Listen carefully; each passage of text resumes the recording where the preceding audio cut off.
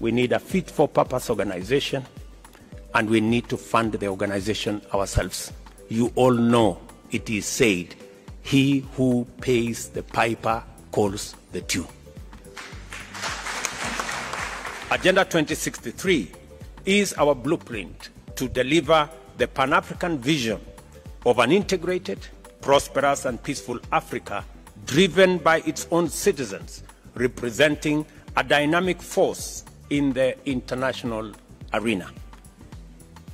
Therefore, it is more critical now than ever before that we marshal our collective consciousness, willpower, solidarity and unity to fulfill our fundamental generational mandate of introducing Africa as a new global power, ready and able to provide leadership towards a new industrial age that shall simultaneously usher in an era of inclusive development, shared prosperity, and effective climate action. We must therefore capitalize on the institutional reform momentum at the Africa Union to pursue the complete development of effective capacity to deliver Pan-African transformation.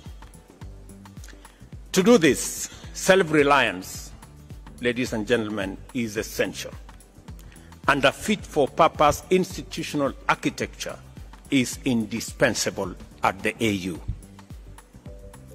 At the moment, over 60% of our program's budget is financed by partners.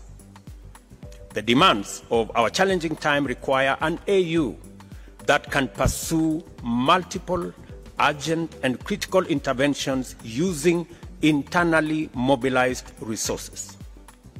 The Pan-African movement has always been about sovereignty and agency.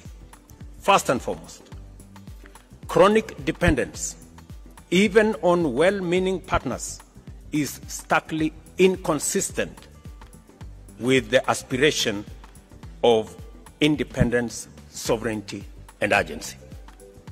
And I therefore believe that we must take seriously the recommendations that have been made towards making our organization an organization that stands on its feet and an organization that is funded by us. This is why we must make progress in exploring, developing, and implementing solutions like the Kigali Decision, AU Decision 605 of 2016. Similarly, you may want to know that that decision has now been implemented by 17 countries. We need to persuade all our other brothers and sisters in the other countries to come on board so that we can do the responsible thing and fund our own organization.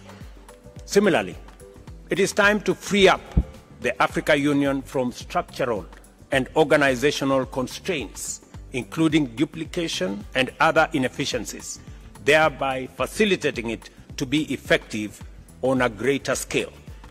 As a starting point, defining the roles and functions of different organs and instruments more clearly is unavoidable.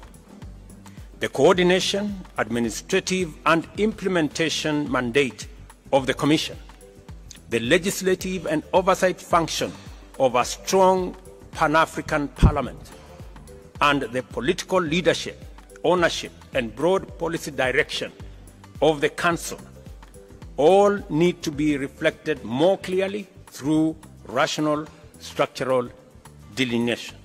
I hope, it's my prayer, colleagues, ladies and gentlemen, that we finally make the right decision and build an organization that is fit for purpose, that has the requisite finances, the needed voice, and the leadership that can project Africa's position much more clearly with a strong voice so that we can take our place in the community of nations. And that's why I said earlier, we need a fit-for-purpose organization, and we need to fund the organization ourselves.